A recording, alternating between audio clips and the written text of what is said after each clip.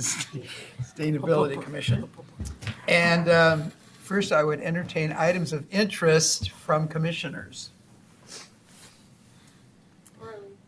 So on behalf of Vice Chair Michelle, I spoke at the City Council on behalf of our elegantly framed parking plan, which they proceeded to amend into shreds. But the point is, I had this great speech plan, and Joe Zender took all my time.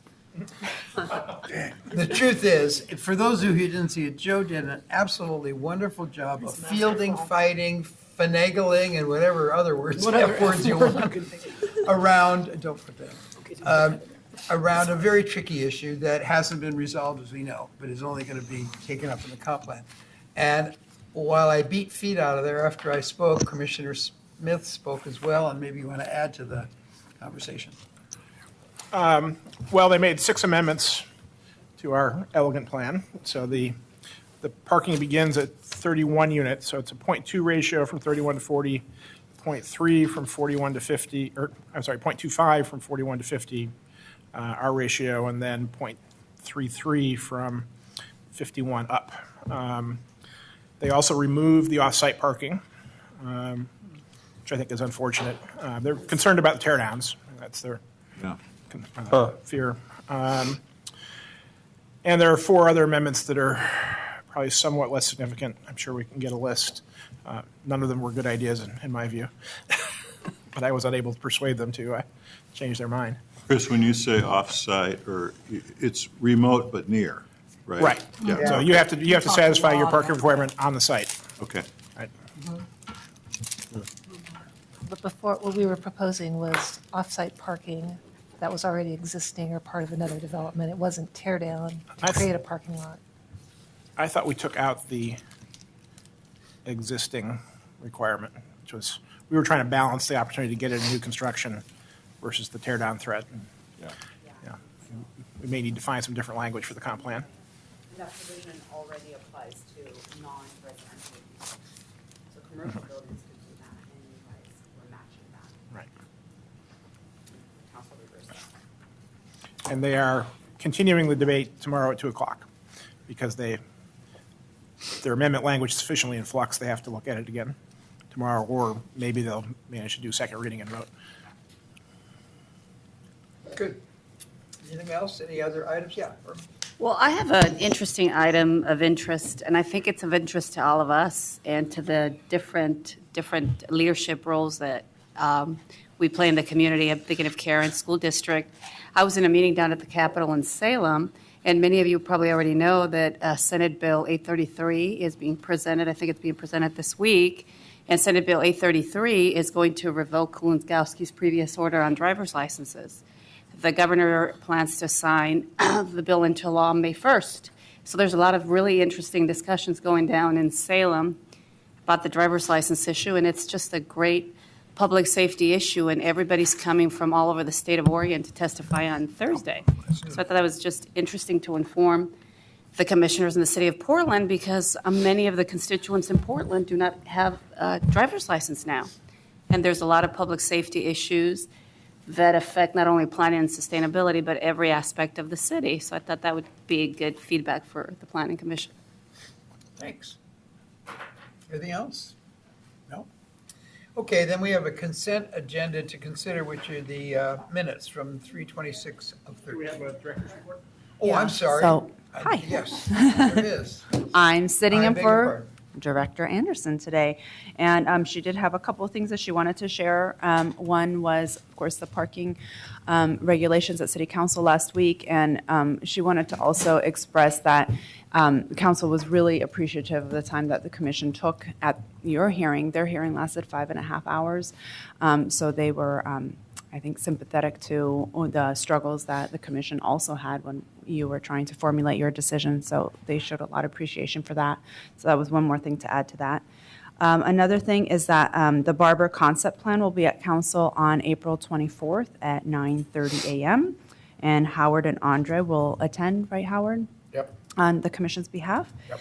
And the third piece of news is a little fun news. Michelle Koenig North has presented before the commission several times, sometimes on the Portland plan that she worked really closely on the Healthy Connected City strategy. And she is now our lead on the citywide systems plan.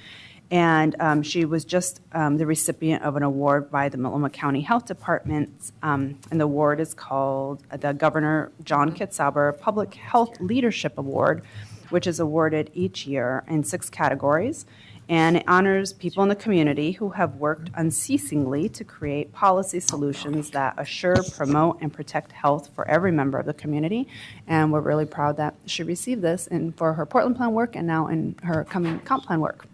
So we wanted to share that with you.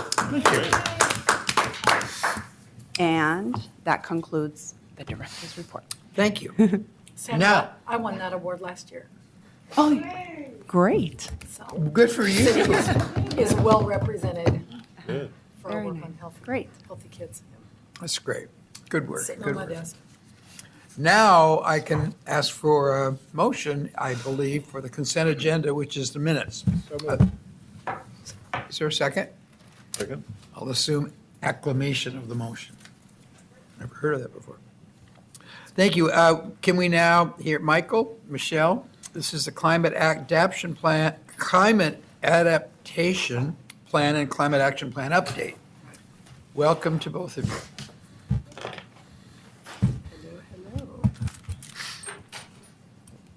Okay, this is on. Yep.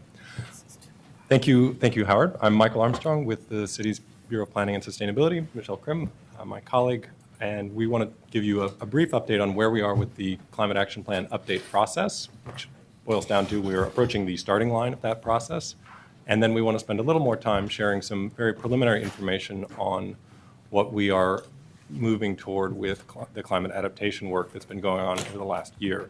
And so this is before we have an actual draft report to share with you. We will do that as soon as we have it, but we wanted to give you an update while there was an opportunity in the agenda to share what's emerging from the work that's been going on in various work groups. So a couple minutes first just on the overall climate action plan. It was adopted in 2009. It included a long-term goal for 2050, a set of objectives, and also an interim goal for 2030, where we need to be if we're to be on track for that 2050 goal, and then quite a long list of actions that were proposed to be completed by the end of 2012, sort of these 3-year actions. And so what we now are just beginning to do, and it's taken us longer to get to this point than we had intended, but we are now beginning the process of convening a steering committee, forming several work groups to develop those proposed actions that would be in a 2013 update to the Climate Action Plan. Several of you have expressed interest in serving on that steering committee, and because this is a joint city-county plan, things take a little longer to arrive at exactly the list of members of that, but that should be coming soon, and we will look forward to getting that group together, hopefully no later than early next month. So more to come on that shortly. We do have a new set of numbers, so just want to share the latest information. This is now as of the end of 2011. That top line, the yellow line, is for the United States as a whole. Bottom line for Multnomah County. We measure countywide because it's a joint city-county plan. And so, I think each year we take a look at these, and it's really interesting to see what the newest data point is suggesting. And I always want to try to look at the picture, not at the sort of details of what's going where.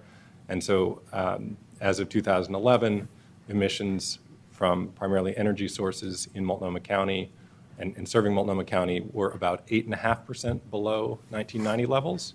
So fairly substantial departure from the national trend, although it's also encouraging to see the national trend continuing to sort of follow where we have started to go. Some of that certainly is due to the economy. I would like to think that as economic conditions improve, we are still going to capture some of those efficiency benefits. And so the next couple of years will be interesting. The very initial estimates of the national numbers for 2012 suggest a very steep decline from 2011 to 2012 nationally, something on the order of 2 or 3%, which is very striking. It's the biggest change since 1990 when we first started tracking this carefully. So that's encouraging for the overall picture. We don't yet have our local numbers for 2012, so we'll be interested to see what those reveal as well. Michael, how much of that is the result of fracking and the substitution of natural gas for coal? A healthy share, for sure. You know, the mix of electricity sources is changing pretty fast, and so you're both getting changes from coal to natural gas. We also are increasing kind of wind and other low-carbon sources, but the coal to natural gas shift is very big and, you know, largely unanticipated until just a couple of years ago. So it's both encouraging. The trend toward gas is, it gives us near-term and quite, you know, affordable benefits from a carbon perspective. It does not get us to the long-term goals, and so we're essentially we are investing in something that doesn't get us to those long-term goals. Yeah. So it does have some benefits, but it's also a real caution going forward. It's not like we're leaving the carbon in the ground. We're not. So locally, this is relevant for issues like Portland General Electric's Boardman power plant. It's been coal-fired. They've made, I think, a very good decision to phase out coal operations there by 2020. That's really positive. It's incredibly important what they replace it with. And you know, the national trend would be replace it with gas. It's a no-brainer. That doesn't get us there. So that's a really important part of the conversation, and there'll be processes around that to sort out what they replace it with. Okay, so as we head in to this next set of 3-year actions, you know, obviously we are moving in the right direction. We really have a long way to go, and you know, we need to show this to remind ourselves we're approaching 10% below 1990 levels. That's great. It's a whole different story about what the community looks like for it really to succeed using just 20% of the carbon that we use today. And we really need to focus on what's that long-term outcome we're getting toward, how do we get there, and what are the big things we need to do the next 3 years. So much the same conversation we had 3 years ago to get to the 2009 plan.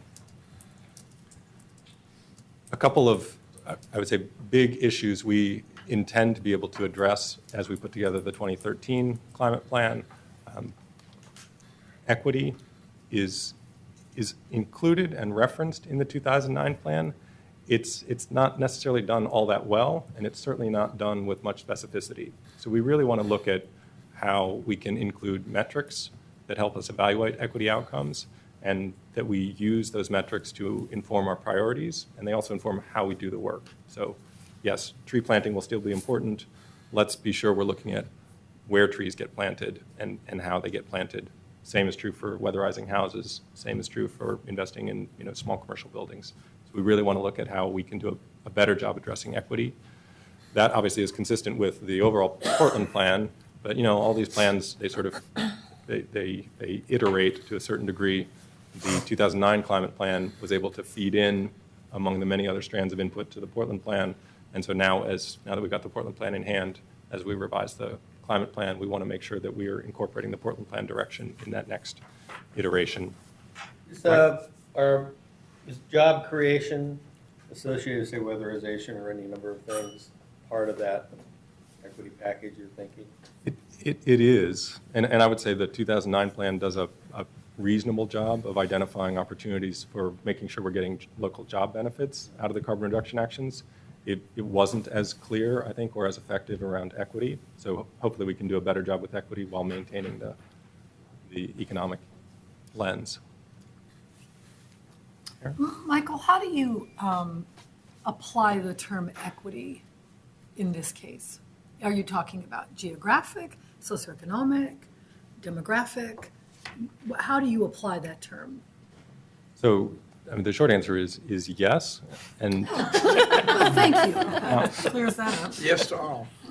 And I guess I say that really in reference to what we want to do is use, I think, both the knowledge and the strategic direction that the city arrived at through the Portland plan, Sure. and apply it through the climate plan. And so that does mean geography matters, you know, race matters, income matters. And so it is all of those things.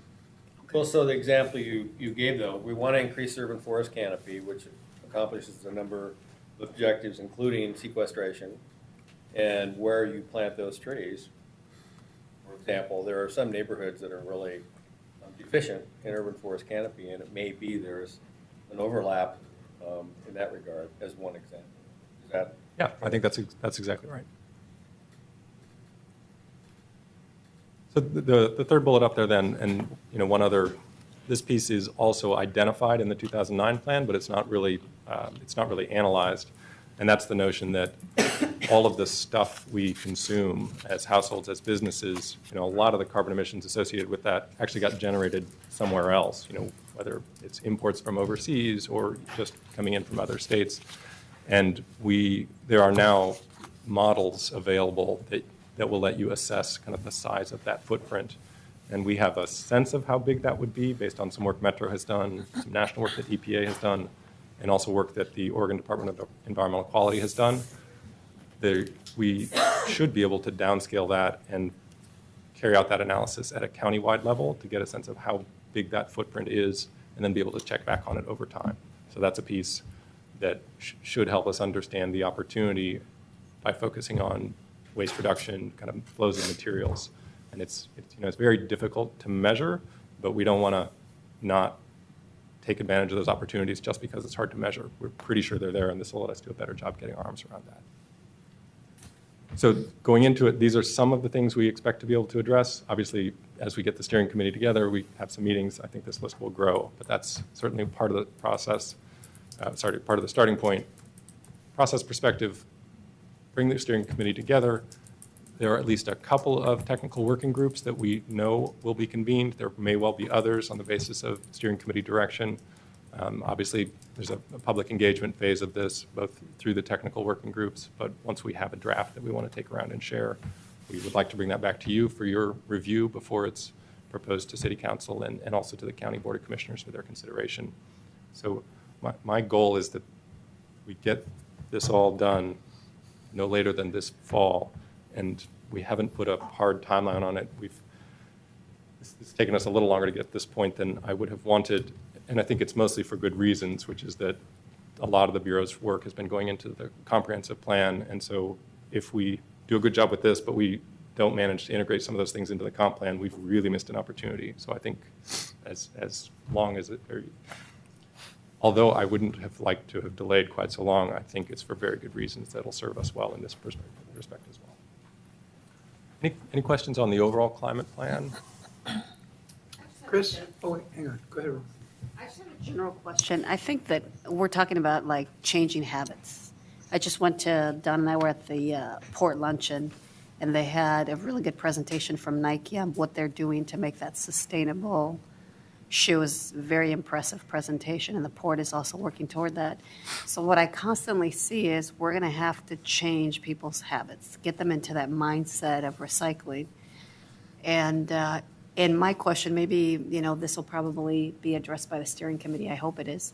Are businesses popping up that are recyclable type of businesses? I'm thinking like the Goodwill's very successful now. Now it's becoming trendy to go there. Before it was like, I don't want anybody to know I go to the Goodwill. Now everybody wants to go to the Goodwill. Do you start to see that change in mindset? Because that's what we need if we're going to meet these metrics. Yeah, I think that's exactly right. We've done a little bit of work to try to identify all the businesses that are out there that are, essentially that is their business model, and with the intent of establishing a baseline so we can check back over time. Are they growing? Are there more of them? Are they going under? What's going on? So we're trying to create some benchmarks. It's tough to figure out how to classify. And I think we also want to be attentive to the kind of the sharing economy opportunities now emerging, whether it's get around other car sharing services or other essentially more efficient utilization of resources. We've only scratched the surface. That's fantastic. Chris? So a suggestion and a question. So the suggestion follows up very neatly on Irma's point. I know we have VMT targets in the Climate Action Plan. I think one of the things we've learned through the recent parking discussions is that vehicle use and vehicle ownership are two very different things. And I don't know if it's worth looking at the climate impacts of vehicle ownership as a separate category beyond just how many miles we drive them. But if you think there's merit there, go for it. The question is, what will the form of council consideration be? I imagine that the initial plan was adopted by resolution. Would they be adopting the new version by resolution, or would they just be accepting a report? And the reason for my question is, we have a new mayor and a new commissioner since it was first adopted. I think it might be useful to get the new council to put their fingerprints clearly on the plan, and I would recommend adoption by resolution again for that purpose. Yeah, going into it, that's certainly how we're thinking about it as well. So there would be a resolution to adopt the new plan. Anybody else? I just want to speak to Irma's point for a moment. I think the more information we get about a provocative subject like climate action, Nike's working on a shoe to try to make it less harmful on the environment, but they put a lot of time, attention, and some real serious people to work around it. We should be networking with the private sector if we can, because we're an entity like anything else, and combine our technology. Otherwise, we're all trying to save the planet in a different way. And I don't mean that in the abstract, but there's so much information being generated. I'd love to see it be coordinated, especially around an issue like the air we all breathe, whoever the heck we are, and why we shouldn't be cooperating with each other and making that better. Well, yeah, they used the example of, I think, was it their European a factory? They have 4 windmills where they're using all the energy that they need to sustain it. And there's just, I guess in my perspective, it seems like simple things that the state of Oregon can be initiating, but I don't see windmills everywhere. So I think that there's, I think Howard's right. It's going to take a private-public conversation on how to change that mindset, because it's a mindset shift that has to happen. If people don't shop differently, they don't do anything differently, and to Chris's point, they keep owning the car, they keep driving. Traffic is getting worse. What I see is every single freeway is bottlenecked into Portland or out of Portland. And how do we change that model? I just reported I went to Salem on Tuesday. It was such a struggle to get to Salem from Portland. I try to do the sustainable thing and take the train. I can't get back here for a meeting.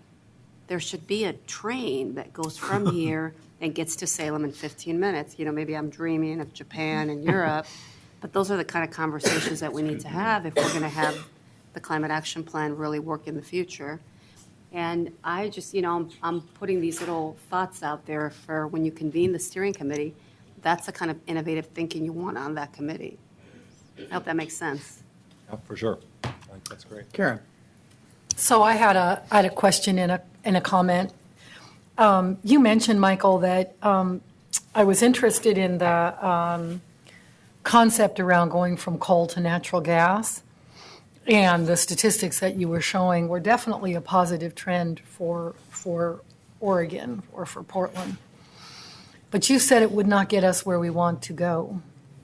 Were you saying that if the nation doesn't go to natural gas or replace the coal with a better substance, that we would not get there? Or what did you mean by your comment? And then what would it take to get us where we need to go, in your opinion? Right.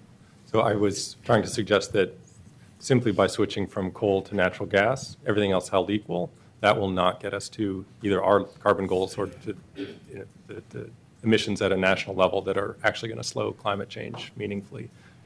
In very rough numbers, generating electricity with coal produces twice as much carbon dioxide as generating it with natural gas. And so essentially that would cut if we did the entire conversion of the coal fleet to natural gas, that would cut our electricity emissions in half. But we need to be reducing emissions by something like 80%, and the sooner the better. Half isn't enough. So half isn't enough. Okay. And by making that conversion, we then locked It's in a bunch better, of but it's investment. not best. Right. So we need to pair, we absolutely need to be transitioning away from coal, shutting down those coal plants, but we need to be really investing in energy efficiency in very low carbon or zero carbon sources of energy. So we can't sort of, the allure of cheap natural gas is powerful and it has some benefits, but if we simply go there, we don't get to the goals. So my comment would be just very brief.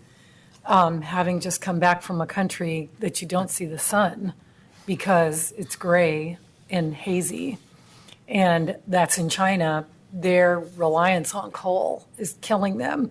And then the other thing is that you want to talk about traffic, you haven't seen traffic till you sat on a freeway in Jian, China, and they have so many cars. And what floors me is the fact that that country really doesn't do planning.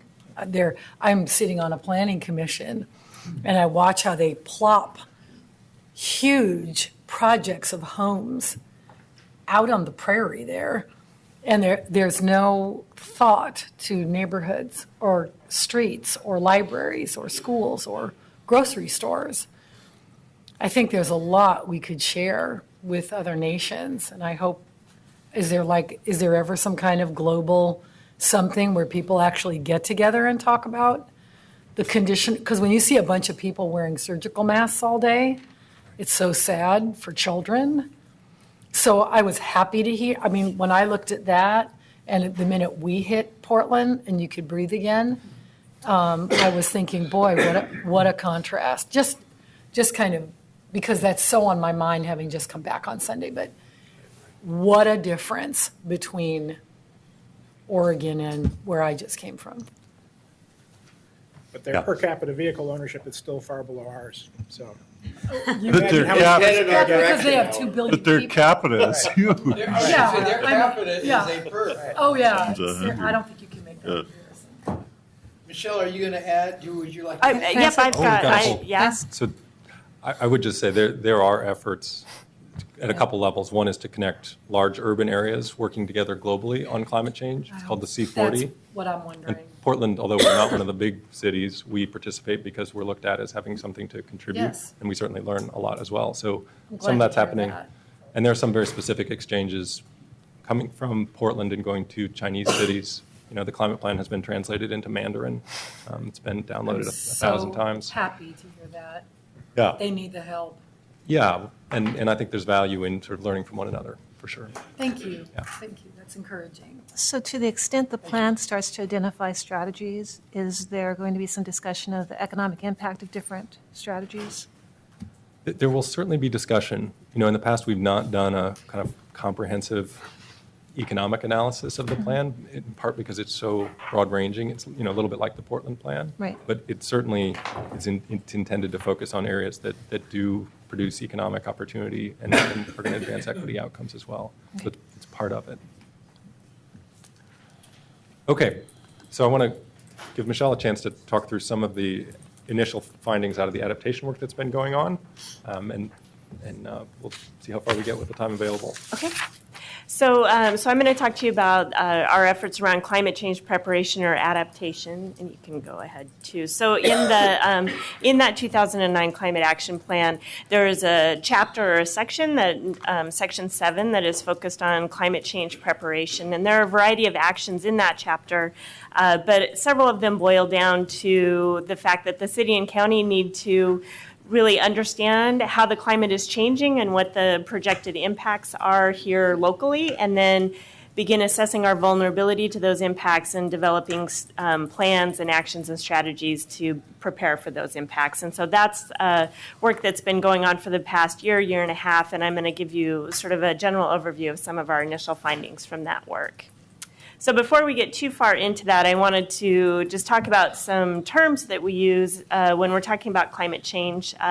When we say climate change mitigation, those are actions or policy areas that are really focused on reducing carbon emissions. So that's things like reduced car travel, energy efficiency, reuse, recycling, a lot of the things that we've just been talking about.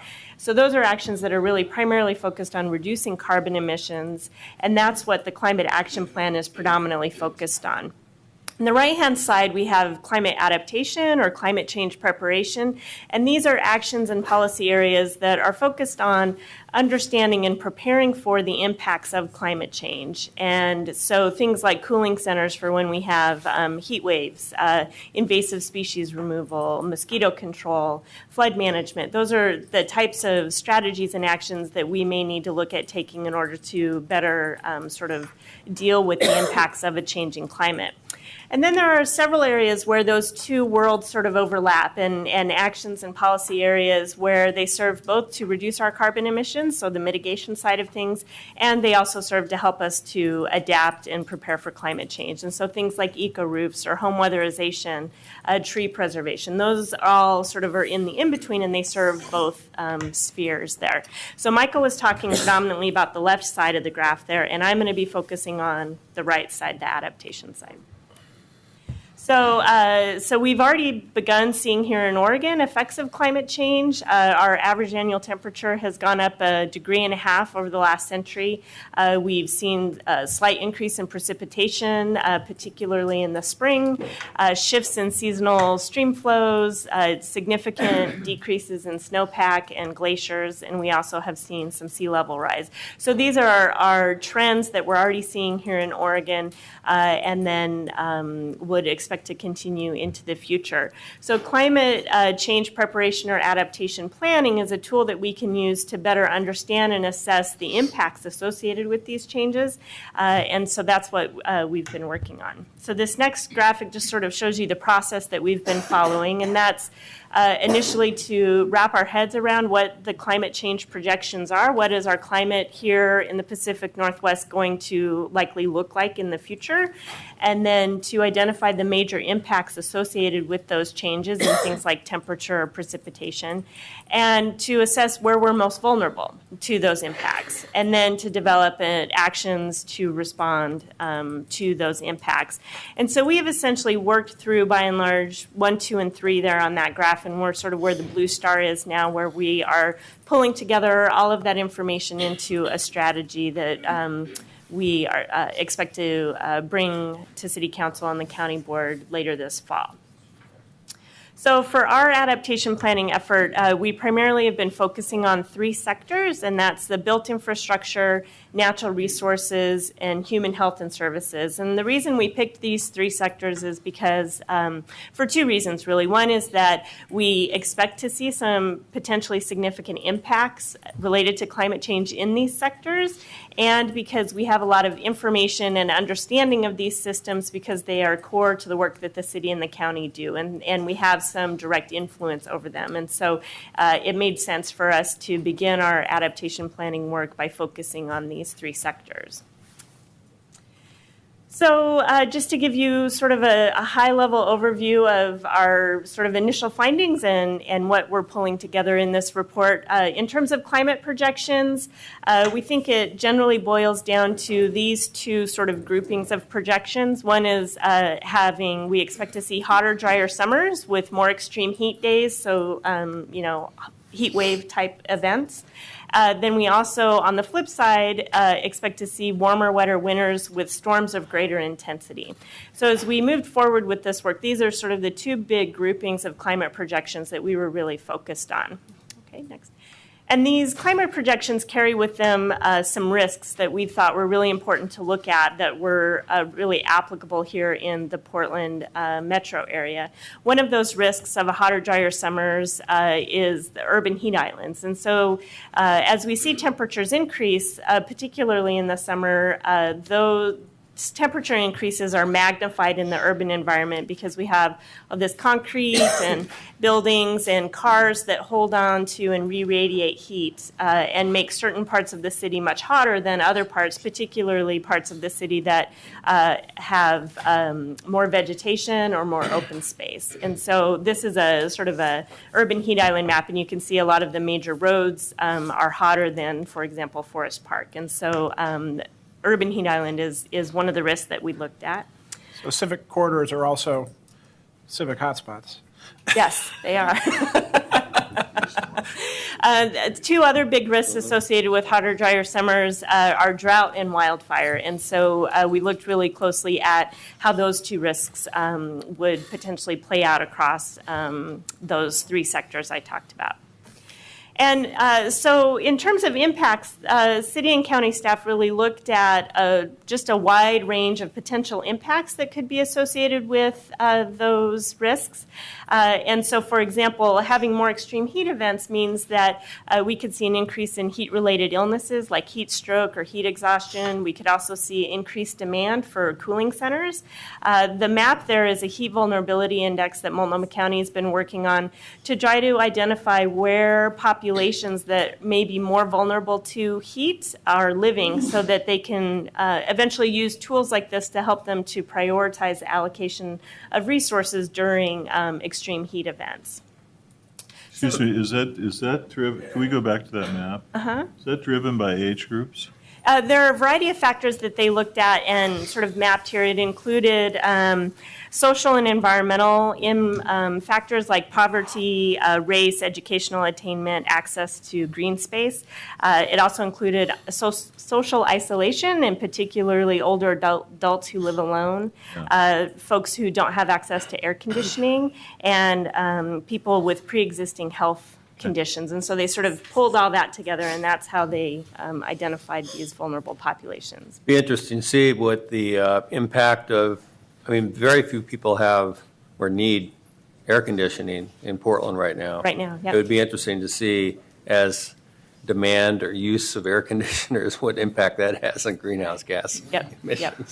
And that lack of air conditioning is really key when you look at the urban heat island map, because oftentimes the urban heat island impacts are greatest at night because the city in those areas doesn't cool down at night. And so if you don't have air conditioning, you just really don't ever get a break from that heat when it gets, with those high extreme heat events. Even more trees. Yeah. So some other potential impacts that could be associated with hotter, drier summers that we looked at include impacts to natural systems such as lower stream flows, increased water temperature, vegetation habitat, wildlife shifts and fragmentation, mortality of vegetation, increased invasive species. Next slide. For our infrastructure, some of the things we looked at is the potential for algae or bacterial growth in the drinking water system, how potentially increased water temperatures could affect processes for wastewater treatment or odors, pavement buckling, shifts in demand for park recreation activities and facilities. So these are sort of just a sampling of some of the impacts that the staff were taking a look at and evaluating. Next. So that other grouping of climate projections that we looked at related to having warmer, wetter winters and storms of greater intensity. And the two big risks that were identified there relate to flooding and landslides. And some of the impacts that we evaluated included the potential for increased mosquito populations requiring vector control efforts, emergency response services, more demand for those during both flooding, particularly flooding events, but also landslides, higher river levels, increased turbidity in our drinking water system, erosion and scouring around bridges, and damage to various recreational facilities on the water. Also potential for public-private property and damage to our infrastructure from landslides and flooding, needing to do more pumping of treated wastewater because we'll have that much more stormwater that we're managing. And rising groundwater levels could potentially begin to damage some of our underground pipes and facilities. So essentially, those are just a sampling of some of the impacts that we looked at, and city and county staff had just big laundry lists of those types of impacts, and then began doing a vulnerability assessment to determine which of those impacts really there was a greater likelihood or consequence associated with them. And the ones that floated to the top as being a high priority are the ones that we then focused on developing actions around. So the climate adaptation strategy, generally, this is a general outline of the content that we think it will contain. It'll sort of review what climate adaptation is and why we need to do it. There is, similar to the Climate Action Plan, there's a big focus on equity, and particularly while we're all vulnerable to climate change, there are some populations that are more vulnerable to others, either because of their proximity to a hazard, like a creek that might flood more regularly in the winter, or because of existing disparities or social inequities that climate change will exacerbate those disparities. And so there's a focus on that, particularly on those vulnerable populations. There'll be a summary of what the climate projections are and what the risks are that I sort of have briefly highlighted for you, and then the vulnerability assessment across those three sectors in terms of where we think at this point we're most vulnerable and needs to be the highest priority for us in the coming years. And then similar to the Climate Action Plan, there will be 2030 objectives and a series of 3-year actions that are focused on getting us on the path to being better prepared. And so lastly, those objectives and actions are really, at this point, falling into 3 big categories. One of those categories is to keep doing what we're doing, but with some caveats, and that is, you can go back one. So we're already doing a lot of things that are going to help us to be more resilient to climate change, and in many cases, we're doing those things for other reasons. So whether it's things like water conservation or green infrastructure, restoring natural areas and floodplains, all of those things help us to be more resilient to these impacts that we're expecting. And so climate change is just another reason why we should continue doing this work, and in some cases, we may need to ramp up what we're doing or the scale at which we're doing it. And in other cases, there are actions or objectives around making sure that we're securing and stabilizing funding for many of these key programs. The second big category of objectives and actions. Make a comment on that? Yeah. I was really pleased to hear you state that we're already doing a lot of these things, and a lot of it, in my opinion, relates to using more green infrastructure approaches. Well, and simultaneous to that interest, the budget cuts we're looking at this year would actually reduce some of those eco-roofs, for example, and others. So it'd be very interesting to, as part of this process, really take a hard look at not so much the costs of doing adaptation, but what we can save through avoided impacts and less costly solutions over time, and factor that into the whole budget discussion as well. All right, so the second big category relates to building capacity, both our capacity to better understand what we expect the localized climate impacts to be and what our vulnerabilities are, and then to institutionalize those factors into our everyday decision-making processes and operational practices. And so there are a variety of objectives and actions that relate, again, to ensuring that improving equity outcomes and prioritizing vulnerable populations, developing maps and data and other tools that are going to help us to better understand localized impacts, making sure that things like climate variables are considered a risk in asset management, and improving emergency management practices. So those types of actions that help us to build capacity and sort of get our understanding of climate change impacts embedded into sort of decision-making processes across the city and the county.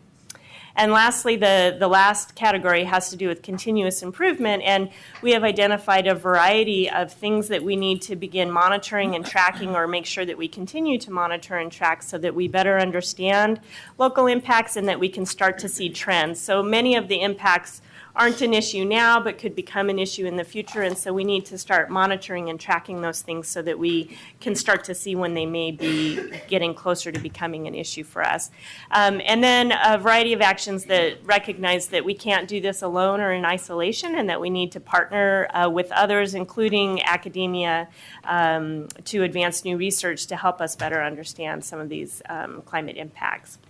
So with that, sort of our timeline, which is the next slide there, is similar to the Climate Action Plan. We're right now working on the internal review draft, and that'll be going back out to staff who did those vulnerability assessments to make sure that their work was appropriately captured. And then we'll also be checking in with some regional climate experts to make sure that we have translated the science and the climate projections correctly, and then we'll have a public review process and be coming back to the PSC for your review and input before going to the City Council and County Board with the proposed draft. Approximately what timeline is this? So this will be pretty much the same timeline as the Climate Action Plan, so it should be this fall. this fall. Yep. Like October, Yeah. Yep. and the comp plan will play some significant role in this, will it not? It will, and we're definitely have an eye towards making sure that this plan and that the comp plan are, that there's some clear connections between the two. Critical. Reinforcing each other, yeah. Mike? Yeah, speaking to that last point, obviously, as you start thinking about zoning and putting together the map for the comp plan, and we know that landslide hazards are going to be much enhanced, floodplains, et cetera, that it really is critical that that be part of the comp plan. I'm very excited to hear this presentation because, as Michael pointed out, the mitigation side of the equation has really been, well, it's the only focus that Metro is bringing to bear at the moment. So it's really good to see, great to see this adaptation brought into the process. I was a little confused, though. I thought I heard you refer to the Climate Action Plan as a separate document to the Climate Adaptation Plan. I assume they're both part of the same document, yes, no? We have been developing them separately. Sort of the Climate Action Plan sort of includes a piece on climate adaptation, but it's really, I mean, it deserves its own, it's a whole set of things. Yeah. Has some overlap, as Michelle indicated with that overlapping slide, but, you know, we've wrestled with how best to capture all of this and then convey it. And so there obviously there are some decisions that have to get made about that. You know, the fundamental thing is that they are connected and consistent, and really that they are feeding into these other processes, because that's ultimately where this has to reside. Okay. We can talk more about Yeah, it. yeah. I think there are reasons for them to be separate documents, even though they overlap. Well, I think the important thing is that we're going to be acting on this information. So I am curious, where are you at with regard to discussions? I talked to Bob Stacy the other day, who was, you know, touting Metro's mitigation plan, climate mitigation plan, and asked when they were going to get around to addressing this issue, because, you know, look at the regional government and all of the implications that holds for land use planning and so forth is huge. And I don't see any movement on, and last time Rex Burkholder was here, posed that question, and I've yet to hear any positive movement on the part of Metro in this regard. Have you gotten any, are they involved? Are they going to be involved in the committee, for example, steering committee? Well, trying to think if, I don't believe they will be involved directly in the steering committee. You know, obviously we work with them on a lot of the key elements of this at a technical level. I'm less clear. Have they participated in any of the adaptation? Most of the participation so far has been focused on that equity piece and sort of using some of their in-house folks who have been focusing on that to help us explore how best to translate sort of using an equity lens to look at the adaptation work, not so much probably in terms of how you're thinking about it in terms of the Well, I'll be interested in communicating with Metro, and I would hope you would as well, because they've got people on staff, Jonathan Soul and some other folks, who are experts in the ecological and the natural resource end of things. And I think we could definitely benefit from their expertise in terms of invasive species, biodiversity planning, et cetera, so.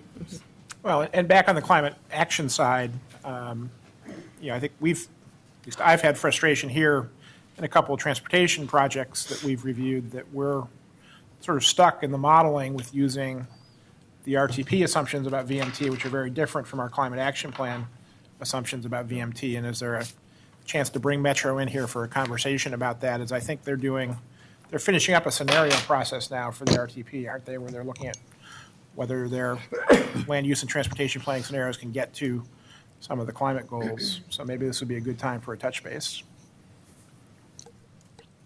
Yeah, I think it's a good suggestion. We just internally within the city, trying to get, you know, the various pieces and to be able to model some of these things. You know, the climate, if we're going to hit our carbon goals, we I'd say most likely scenario for us to do that involves achieving some outcomes around VMT that are more ambitious than you can currently model, given the way our models are set up. Right. So we need somehow to, I don't know if it's pull back a little, but be able to have that conversation. And Well, I think so it's the same with Metro. Yeah, an immediate example, ODOT was doing some work on some of the bridges on Barber, and there was a strong push from the city to look at doing a road diet so we could add good bicycle facilities over those bridges. And ODOT says, well, we really can't think about that because the 2035 model says we have more traffic and we have to accommodate it. Well, the Climate Action Plan would say we hope in 2035 there's less traffic, right? So we ought to be able to accommodate, and accommodate would help get us to the less traffic rather than not having it be safe for bicycles. So it's catch-22. Chris, this was an issue you raised when we looked at the Northeast Quadrant Plan, right? Right, And yes. the improvements around the Rose Garden, the Same freeway kind of issue. improvements. And Right. the big question is, do we need them? Based on which standards? I, just speaking for myself, find this conversation kind of frustrating in that we're all, Metro, the county, and us, working toward a better climate for us all, and to not be working in interaction doesn't make a lot of sense to me. I was going to ask the question, this is going to come before the city council with our recommendation. Who's recommending it to the county board? Is it us? Do they have a planning commission? And are we talking to them and working with them on this kind of stuff? We are. The county does have an advisory board that will look at this. The Advisory Committee on Sustainability and Innovation, I believe is the name. And so they will play a similar role in reviewing and then hopefully providing input, and it would then go to the county board. So the city and county are working quite closely on this. So we're going to come to the same conclusion here somewhere along the line. That's the goal. Yeah. Well, I think it would be an intention. The air doesn't breathe any differently out there in Clackamas. Right. So. And the city and the county, for that matter, are working as part of Metro's process, looking at the Climate Smart Communities work that is focused on transportation, so that that dialogue is happening. The models, there's work to be done to get the models to be able to look at the picture from multiple perspectives. And I'd say there's also work to be done to coordinate better on adaptation efforts as well. So there's certainly room for improvement. Okay. Any other comments? Thank you, Michael, Michelle, and we'll look forward to seeing you again and again and again. Thank you all very much. The next and really last agenda item is a hearing, excuse me, that's not true. It's a briefing. Briefing. Yes. Briefing. On the West Hayden Island draft plan with Eric Engstrom. And this will be a briefing. Good afternoon, Eric. Good afternoon. For the record, my name is Eric Engstrom with the Bureau of Planning and Sustainability. The purpose of today's briefing is to orient you to the next, now third draft of the West Hayden Island annexation draft zoning code and intergovernmental agreement and a number of other accompanying documents. You should have the packet with you at this point. I'm not sure that it's been fully posted to the web yet, but we should have that up within the next day or so. Okay. We literally finished it last night. So I want to take a few moments to walk you through where we are just in the process, walk you through the packet that you've been given, highlight a few things. There is a little bit of an order of business that's a continuation of some of our work session from a few weeks ago related to parks that, if you recall, there was a discussion we started to get into, and the Parks Bureau rep wasn't in the room, and so we wanted to have a mini follow-up discussion on that. So I'll invite Brett Horner up to join me when we get to that agenda item. And then finally, there's an opportunity for Q&A about anything else we've said. So to orient you in terms of process, this, I mentioned, is the third draft of the proposed proposal that we've released to you. The first draft was back in August of 2012. After that, we had a series of work sessions with our then advisory committee, and we also completed a health impact report at that time in the early fall. After that, you held a number of public hearings and then determined in December, along with the release of the second draft in November in conjunction with Mayor Adams' office. You then decided in December to hold a series of work sessions, which we've completed over the past few months on the range of questions that you had about the draft that was on the table at the time.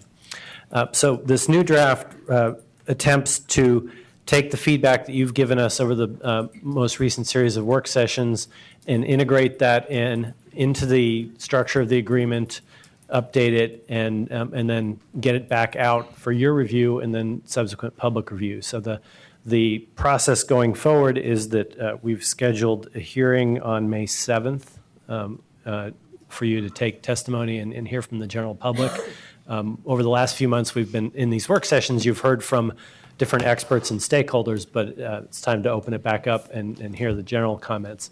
And you may continue to hear feedback from stakeholders during that process as well. We're assuming just from past experience that it may take more than one session for you to hear the public testimony, so we've got a second session scheduled. And then, of course, dependent on what you hear and where you are at that time, a work session scheduled on May 28th for you to either make a decision or get into the itemization of what further amendments you would like us to make. So any questions just briefly on the process and where we are? I think you're all familiar with that now, but. We're going to follow this pretty much? Yeah, I'm going to, first, before I follow that, I'm going to just walk you through the actual document, which looks like this. There are a number of parts in the document, so I'll just go through and highlight a couple of the sections. On page 15, there is a section that outlines the comprehensive plan and transportation system plan amendments that are proposed. So this is the policy amendment section. On page 39 is the beginning of the zoning code section. So that is essentially the new plan district we're recommending that would be placed in the zoning code governing development on West Hayden Island. The next section in the document starts on page 115, and it is the draft intergovernmental agreement. And a couple things I want to note about this piece. Obviously, this is draft still. The court has not necessarily agreed to these terms. This represents your formulation of what an agreement might look like. The other thing I want to note is we've done, in conjunction with the city attorney, a fair amount of reorganizing. So this is a clean copy, not in strike through and underline. It does have, in brackets at the end of the appropriate sections, it has a reference to the previous section from the last draft. So it is possible for you to trace back to the last draft and find out where those sections live. We will produce a strike through and underline version, but I just want to caution that because we've moved a lot of things around, a lot of it is going to be struck through and underlined because things have moved around.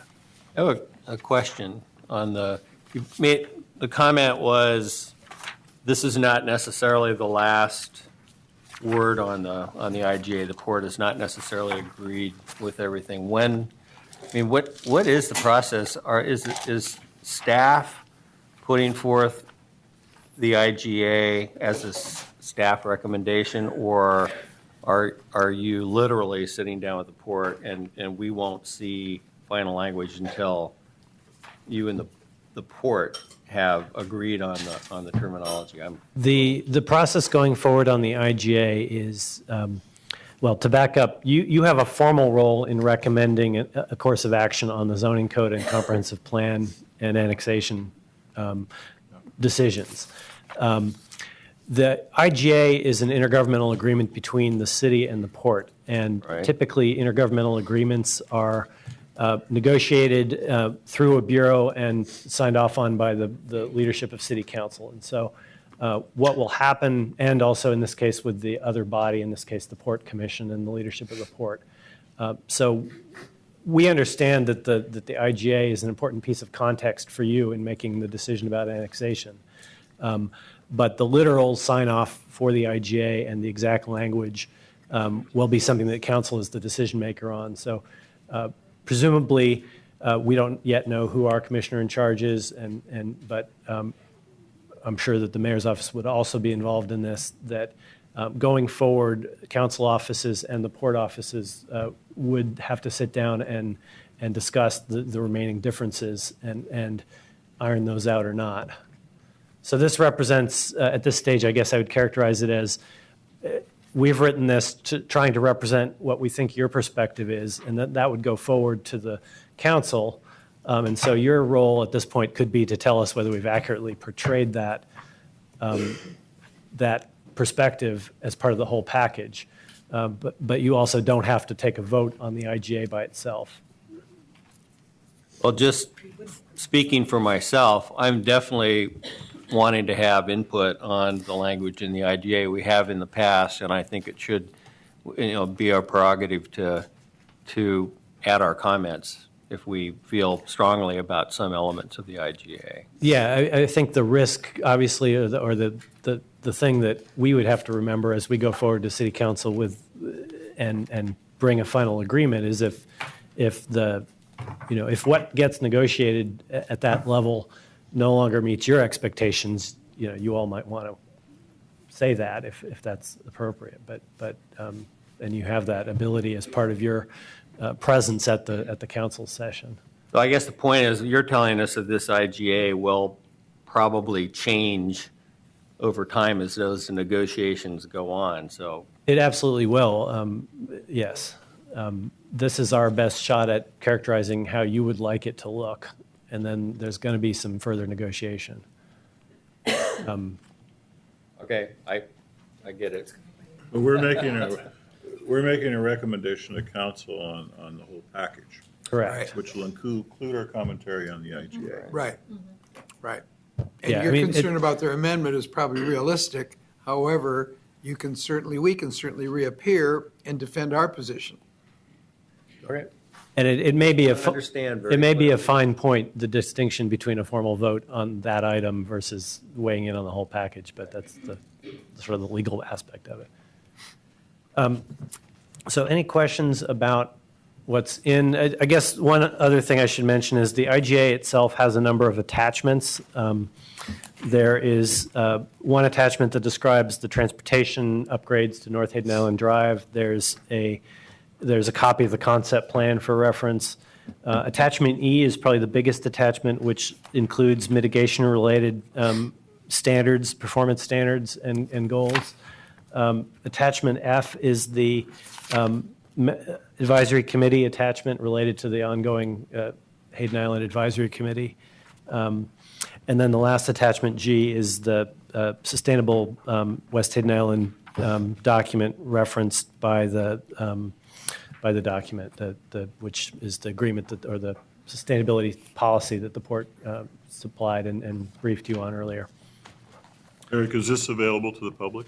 If it isn't at this moment, it will be within the next 24 hours. We may not have loaded it to the website yet, but That's fine. we're working on that. So at this point, I'll go over and highlight the substantive elements of the proposal. And then, as I mentioned, we can bring the Parks Bureau up to talk about that one aspect. We've organized the document into, or organized the summary into sections A through E, just representing the different substantive points of discussion that we've had. It follows a format somewhat similar to the outline that the mayor's office provided in November of 2012. So I'll hit on economic prosperity, recreation, sustainability in the environment, transportation, and other community benefits in those categories. And I'm just going to, for the sake of expediting the conversation today, I'm going to focus in on the changes here and not itemize every element in this memo. But if you read the whole thing, it gives you an overview of the whole agreement, not just what's changed. Under the topic of economic prosperity and sort of financial viability, the two things I would highlight is that we've added to the language of the agreement much more specific language about contingent milestones in the agreement, and that's designed to respond to the financial discussion that we had a few weeks ago, creating certainty that for the business plan purposes of the project. Also want to highlight that we've included stronger language about the need for an ongoing business plan developed in partnership with state and regional partners as we move forward. So this, I think we've have a certain amount of clarity that this project, the way we framed this is not feasible for the port to go it alone and implement by themselves. And so if it's going forward in this form, it has to be going forward in a regional and with regional and state buy-in. In the recreational section, I think we're going to return to that section, but the two things I want to highlight have to do with the size of the park and the timing of that, and we'll return to that discussion when Brett comes up here. But at least with regard to the timing, the intent of the change is to align the park's construction with the marine terminal construction, again, responding to the financial realities of how we'd be paying for those parks improvements. The environmental section is probably the section with the deepest number of changes. First change is an addition of a clause asking for a first right of refusal for open space purchase in the future, should the port choose to convey that property. Second item was to the cities, and this is a change in the code rather than the IGA, but to require local land use review for review of the wetland and shallow water mitigation plans. It's something that this group talked quite a bit about, and so that's in here. Next change, number 6, was the addition of a floodplain mitigation proposal, which was absent from the November draft. Number 7 there, we have adjusted the monitoring periods for, in particular, the forest work, which had previously been 100 years to 30. And the rationale for that change was that most of the on-the-ground work to really obtain the success of those projects is in that first 30 years. After that, it really recedes into what could be characterized as ongoing kind of property management responsibility. And so it's not that we're recommending a failure of that ongoing property management responsibility, but it just isn't necessarily something that needs to be negotiated in here. And so the formal obligations we're recommending end at 30 years. 8, the addition of the port sustainability policy by reference is a new section, and that's been integrated into the reporting and adaptive management portion of the IGA to really integrate the idea of monitoring and the port's policy essentially takes an environmental management approach where they're tracking metrics along a number of dimensions and responding to that as an internal policy. And so we wanted to integrate that section and that concept with the reporting and feedback portion of this agreement. So that's lined up. And that piece included the community and the environmental stuff that was left out but then reinserted? There were a number of amendments to that document that were prompted by your discussion, yeah. The next one that I would highlight is number 10, where we did add a clause stating that the port and the city would not choose to invoke the statutory options under Measure 766 to bypass local regulatory procedures. So this would, although the city had not believed that that was a significant issue, we feel that it's become enough of a public issue that it's worth just putting that to rest and stating that neither the port or the city have that intent. Number 11 is also new, that we've integrated a new section to commit both parties to ongoing tribal consultation going forward. And the draft language in that section has been circulated to a number of the tribes. We haven't heard back from all of them, but at least the Grand Ron have responded and given us comments, and this version responds to those comments. Eric, do you feel all of the tribal folks have responded that we need to identify? We have not heard back from all, so there could No, be I some. mean that they've bought into the Hayden Island conversation. In other words, is there anybody any tribal group that you can think of that isn't involved in this conversation yet? We've had different degrees of involvement from different tribal governments. But they all know it's happening. All of them, I feel confident in saying, have been informed of what's going on. It's really a matter of how deep they want to be involved at this stage. The tribes with the deepest involvement are Grand Ronde and Yakima, and Right. and then we also have met a number of times with representatives involved with CRITFIC, which is a larger organization representing the tribes in the Columbia Basin, and so there's information flowing within that Good. organization too. They all testified before the commission. Just want to make sure everybody's in the loop here as we move forward. What I wouldn't represent is that they're all in agreement or that No. that they don't have further comments. They obviously Nobody's going will. to come and say, this is the first I heard of this. Yeah. Under the topic of transportation, the main change that I would highlight there is that we've changed how we're calculating the daily or monthly truck cap, heavy truck cap. But otherwise, the transportation section is largely, should look pretty similar to the last version. Finally, in the other community benefits category, we've adjusted the timing of a number of these things. The health impact assessment, we think we've improved the language that describes how that connects in with the state and federal permitting process. I'm sure we haven't answered all contingent possibilities in that regard, but we think we've aimed it at what we expect. Under housing conditions, we've recommended, based on your conversation, that we link the timing of the housing fund to the outcome of the health impact assessment report so that there can be a connection there.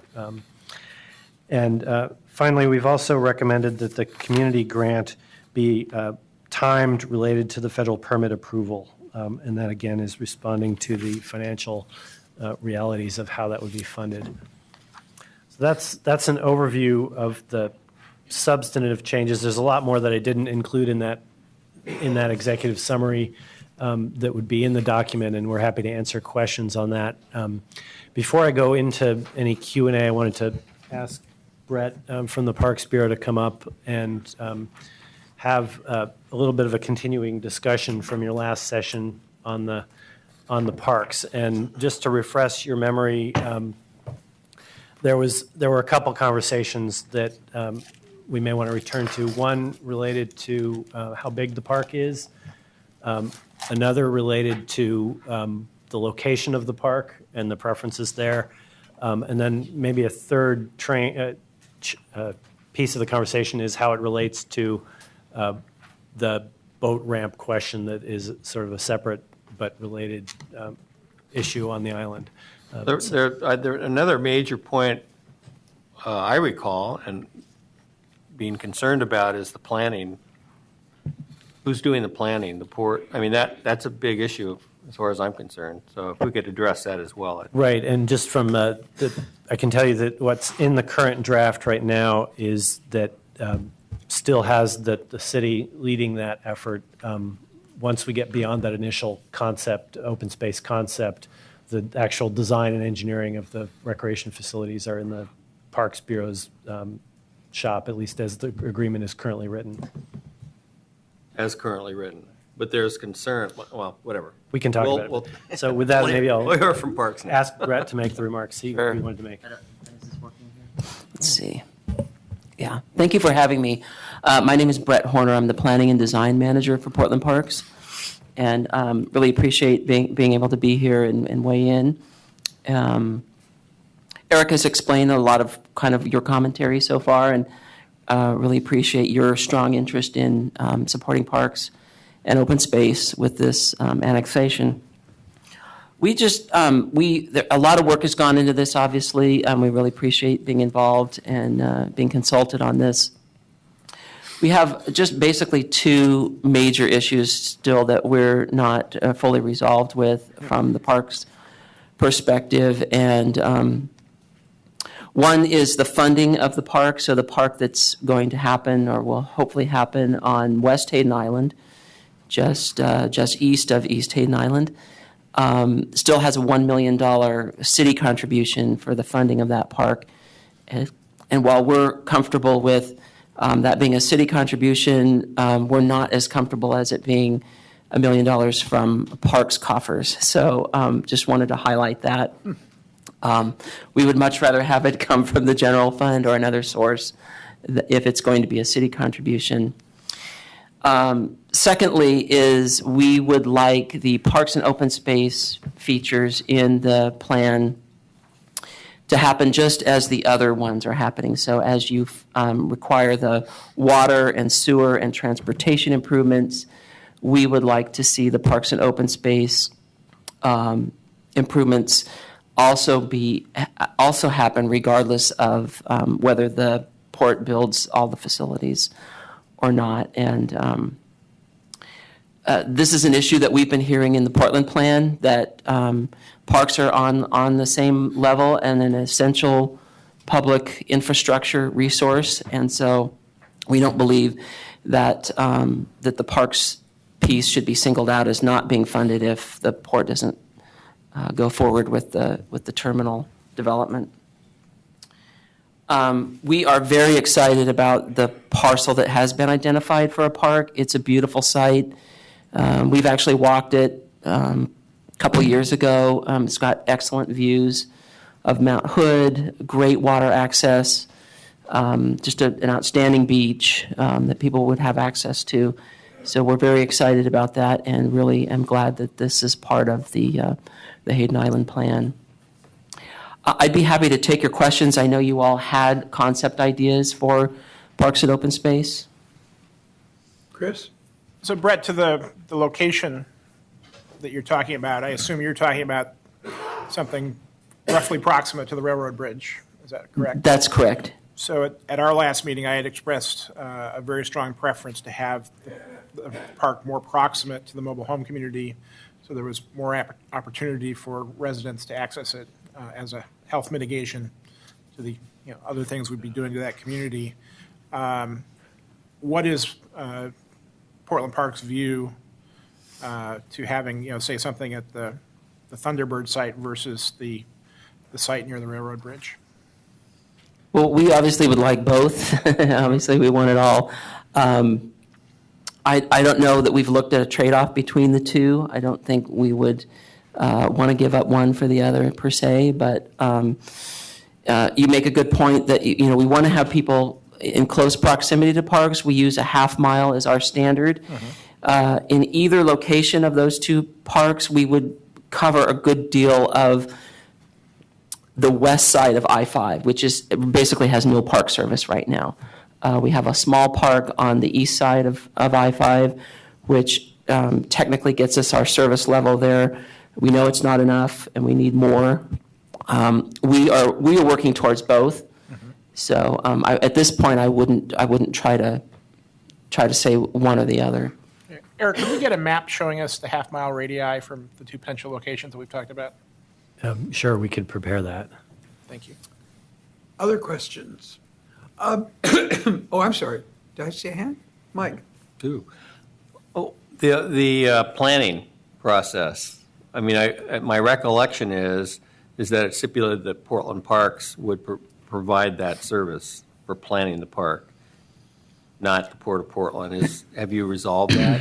I believe we have. As I understand it, it was originally conceptualized as parks. We wanted the port to do the planning and design, and the port, vice versa, wanted parks to do it. And so it basically, but through negotiations, it basically boiled down to who was funding that work. It's not inexpensive to do all that planning. And you can correct me if I'm wrong, Eric, but I believe the way it is written now is it's funded by the port, but parks will do the planning and design. Okay. That's correct, yeah. Thanks. And we're comfortable with that. John? Yeah, Brett, thanks for coming, because we had a lot of questions last time about the park, and I think we were a little bit all over the board. I have a few fundamental questions. On Hayden Island, is Hayden Island considered park deficient as part of the park's master plan? It is, and we dealt with this on the West Hayden Island plan. It was a big issue for us. There are some entitlements on West Hayden Island which make it difficult for us to get parks there, and we really struggled with that in the West Hayden Island plan. But if you look at that plan, there are a couple of green spots and a fairly large park envisioned just to the west of the new bridge, if that comes to pass. And so if we were to get this one out of East Hayden Island and then the park on West Hayden Island, we would have really good, we would consider that pretty good service. Did the West Hayden Island plan that you just referred to, did it kind of identify basic programmatic elements for the parks that are needed and sizes of parks? So it did, but in a very conceptual way. Obviously, water access is a prime objective of ours. We hear it whenever we go out to the public that they want access to the water, directly to the water.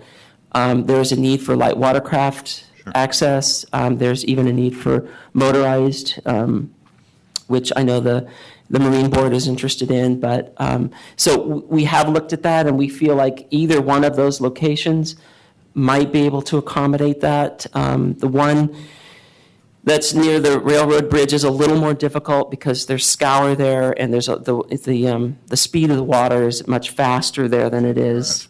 Yeah, but we feel like there might be ways to work around that and get some light watercraft access. How did you arrive at 3 acres as part of the plan? Is that kind of a neighborhood park standard in this setting? So we typically like 4 acres, and that allows us to get a ball field if we need one. We don't always need a sports field. Obviously, we're not thinking of a sports field at this location. 3 acres just penciled out because that was the size of that parcel that happened to be on the market, in that location and on the market. That's correct. Do you consider this to be a walk-to park versus a drive-to park? Is it really intended for kind of localized use out there? The one by the railroad bridge? Yeah. I think you're going to see a combination. We're planning a small parking lot off of the street. We know it'll be a draw. It's a beautiful site, and people will come from, beyond Hayden Island, I think, to see it. Sure. So, one follow-up to that I would make is that in the follow-up planning process, one of the questions to resolve is whether that park also serves as the trailhead location for other things on West Hayden Island, and that could affect the parking as well. Yeah. So if a boat ramp is in the mix, it's a whole different park. It's no longer 3 acres. Absolutely. We need a much bigger footprint. I think you might have to build a pier or two there because of getting into the water at that location. And then it's fairly close to the new terminal, so I think you might see some conflicts there as well. So we're concerned about that. When you looked at the parcel, I get right down to it, how much did they want for it? Oh, well, we looked at it 2.5, 3 years ago. I don't even recall. Isn't that proprietary? It was over $4 million, I think. I don't remember. It's not proprietary. I'll call myself. The current draft agreement on that note doesn't spell out the price tag, but it simply says that the port would acquire that on our behalf. So this is a benefit to Hayden Island residents, this park. It's localized, it's about 3 acres in size, we're saying generically. We're not saying where it is, right? It could be a number of locations on West Hayden Island, as long as I think, part of the decision is that it's proximate and easy for people to walk to, right? Well, Eric, I think we are being pretty specific, aren't we, about the location? Or The agreement doesn't say exactly what parcel, because we know that there's got to be a negotiation with the property owners. Understood. So there's got to be some flexibility there. So that's mainly why we've not suggested aiming for a particular parcel. The thinking, though, also is that part of this is near the access to where the marine terminal access would be, and so there's already a need for the port to make road improvements in that area. So there's some economies of scale with some of the things we would have to do already to access the port. And a secondary consideration is that the Thunderbird site, which is another option, as Brett said, is in the best of all worlds, would also be a park at some point, that's all wrapped up for the foreseeable future in the CRC discussion and how that plays out. And so there's, I think, a preference here to not mix up that with this and to try and get both, but through different strategies. That's a better place for a boat ramp. Well, it's further from the potential conflicts, and they already have a boat dock there. It's permitted, so. I might have, those are the basic things that I wanted to ask. Thanks again for coming today. Other questions?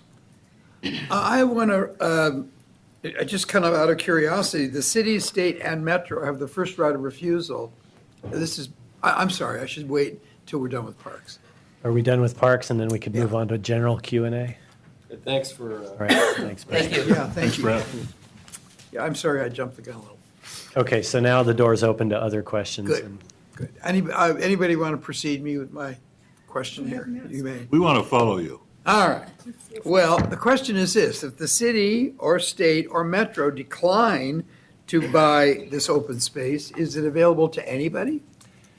That provision is only to accommodate the possibilities should the port choose to sell the property.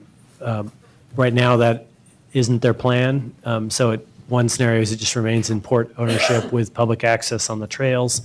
The other likely potential interested parties would be third-party conservation organizations or land trusts, or even, who knows, even the tribes at some point. So there's a variety of other not government, but also not private sector entities that could play NGOs, essentially. But it doesn't say that one way or the other. I mean, a private developer, should the port decide to do this, could purchase the land. It would still be subject to the open space zoning, so market would be. There's some fallbacks, fail-safes, right? Yeah. I mean, I can envision entrepreneurs of international stature wanting to develop there. Yeah, well, again, it does say that there is a clause in the agreement that spells out that if the open space is transferred, it must be to an organization that has an open space and conservation mission. So it couldn't be sold if the terms of this agreement were in place, it couldn't be sold to, like, I don't know what you're thinking, but amusement parks or any sort of more money generating, that wouldn't be consistent with either the zoning or the IGA. So I think we've protected against that outcome. All right. It just seemed a little open-ended. If everybody turns it down, could the Trump organization buy it? And I think the answer is no, unless they were radically changed the mission of their organization. But they have a great environmental plan. Trump. Well, because I think you're only outlining some changes. Right. You're not outlining everything that's in. Right. We can read that for ourselves. Right. There is the clause I just It's mentioned. I in didn't the outline, IGA. but it's in there. I missed that. Don. Yeah, relevant to the park discussion we just had, I'm looking at the last item, community grant, under other community benefits, and my memory is a little fragile on the kind of substance of community grant. Could part of that money be to improve the park for the benefit of the people that live around it? The community grant, the idea is that it's awarded based on recommendations of an advisory committee that's community-based. So yeah, the community could choose where to direct that money to whatever, either a mitigation or a community enhancement or further parks improvements or other. It's really what that money can be used for is intended to be in local control. So it's by committee? By committee. Now, is it 1 million total? It's a little more complicated than that. It's $100,000 a year for 10 years as we've outlined it, and then after that it reverts to an amount that's based on how many trucks are coming in and out of the facility. So it could go up or down, but it's likely so it's tariff-based then? It's kind of rough. It's tied to the truck numbers, and so the exact math depends on how many trucks, but it could be on the order of, I want to say 10 to 50,000 a year ongoing, depending on how many trucks are coming in. That's why it says $1 million plus. That's why it says plus, yeah, because I don't know. It's going to depend on the number of trucks. So the fewer trucks, the less money that goes into that fund. That's an interesting proposition. Other questions of Eric? Well, Would that then conclude the briefing for today? I think so, and just a reminder that then you have a month to read the details and be prepared to listen to public comment, and then we'll aim for, unless we end the public comment early, we're going to aim for a more detailed discussion on the 28th of May then. Okay, well, with no further comment, I was looking forward to a contentious, angry group of people. Don't want to fight. Howard, you soothed us. I You soothed the everybody. wild beast. I'm Joe Valium, as you think about it. The commission meeting is adjourned. I don't know that we're taking public comment, and so I think the commission meeting is adjourned. Now, say whatever you want. What an angry people.